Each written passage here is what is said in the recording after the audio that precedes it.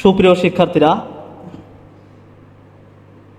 পূর্বের পর্বে আমি চলক, ধ্রুবক, সহগ এবং পদ সম্পর্কে আলোচনা করেছি এবং পদের সংজ্ঞা দিয়েছি এবং পদ কাকে বলে এগুলো সম্পর্কে বলেছি। তোমরা আগের পর্বটি দেখে আসলে সহজে এগুলো সম্পর্কে জানতে পারবে। আজকের আলোচনায় আমি দেখাবো যে পদ কিভাবে নির্ণয় করতে হয়। তো দেখো, আমি একটি বীজগাণিতিক রাশি লিখে রেখেছি। এখানে লিখেছি আমি 2x - 3y + 4z ভাগ 5। তো এই জাতীয় রাশি থাকলে আমরা জানি, আমি সংজ্ঞায় বলেছিলাম যে যদি কোনো বীজগাণিতিক রাশির যোগ চিহ্নের আগে এবং পরে রাশি থাকে সেগুলোকে বলা হয় পদ। তো এখানে প্রশ্ন হলো, যখন বিয়োগ থাকে, গুণ বা ভাগ থাকে, সেক্ষেত্রে পদ কিভাবে বের করতে হয়। এখন যদি বিয়োগ থাকে বা গুণ ভাগ থাকে তাহলে পদ কী করে বের করতে হয় আমি দেখাচ্ছি, চলো দেখি। তো প্রথমে আছে আমাদের 2x। যখন বিয়োগ চিহ্ন থাকবে তার আগে একটা যোগ চিহ্ন দিয়ে এই বিয়োগ যে রাশিটা থাকবে সেটাকে আমাদের আলাদা করে লিখতে হবে। তারপরে যোগ, এখানে যে রাশিটা আছে যে ভাগ চিহ্ন, ভাগ এবং গুণ মনে রাখতে হবে। যদি কোনো রাশিতে ভাগ এবং গুণ থাকে সেগুলো সব মিলে একটা পদ হবে, অর্থাৎ যে দুইটি রাশির মাঝে ভাগ চিহ্ন এবং গুণ চিহ্ন থাকবে সেই দুটো রাশি মিলে হবে একটা পদ। তাহলে এখানে পদ কয়টি হলো? এখানে এবার এই 2x একটা পদ, এই -3x একটা পদ, -3y একটা পদ, আর হলো 4z - 5 একটা পদ। তাহলে এখানে পদ কয়টি হলো? 3টি। তো যদি এরকম বিয়োগ চিহ্ন থাকে, ভাগ চিহ্ন বা গুণন থাকে, সেক্ষেত্রে আমরা পদ এভাবে নির্ণয় করতে পারি। তো আরেকটা রাশি যদি আমি লিখি যে -x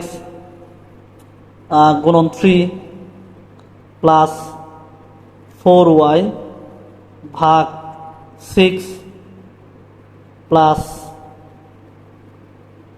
2 × 3z ভাগ 8।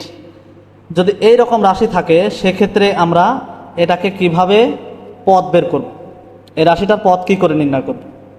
তো এখন এই জাতীয় রাশি থাকলে আমরা এটাকে প্রথমে কি করব, যেগুলা গুণন এবং ভাগ আছে সেগুলোকে আমরা একটা করে পদে রূপান্তর করব। অর্থাৎ এখানে লিখতে পারি আমরা ধ্রুবকটাকে সবসময় আগে রাখতে হবে। এটা মাথায় রাখতে হবে যে ধ্রুবক সংখ্যাটাকে সবসময় আমরা পূর্বে রাখবো, চলকের আগে রাখবো ধ্রুবক।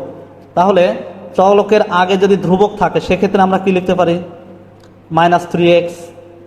এখানে ভাগ চিহ্ন আছে এই রাশিটা এবং এই রাশি, এই দুটা রাশির মাঝখানে আছে ভাগ চিহ্ন। সুতরাং এই দুটা রাশিকে আমরা একটা পদে রূপান্তর করব, একটা ফার্স্ট ব্র্যাকেটের মাধ্যমে আটকিয়ে এই দুটোকে একসাথে একটা পদ লিখলাম। এরপরে যে রাশিটা আছে এখানে দেখো যে এই 2 এবং এই 3z এই দুইটা আছে গুণন অবস্থায় এবং তার সাথে একটা ভাগ আছে 8। তো যদি এরকম গুণন ভাগ একসাথে থাকে তাহলে 3 আর 2 এখানে গুণ করলে 3 × 2 = 6, 6z, আর এখানে থাকবে কত? ভাগ 8। এই যে ভাগ চিহ্ন আছে এবং এই দুটা গুণ করে তো একটাই হয়ে গেল 6z, আর ভাগটা সহ এই সব মিলে একটা পদ। তাহলে আমাদের মোট পদ সংখ্যা কয়টি হলো? এই -3x একটা পদ, 4y - 6 একটা পদ, 6z - 8 একটা পদ। তো এখানে পদ সংখ্যা হলো 3টি। তো আমাদের যত বড় বীজগাণিতিক রাশি হোক না কেন আমরা সেটা সহজেই পদ সংখ্যা নির্ণয় করতে পারবো। আশা করি বুঝতে পারছো।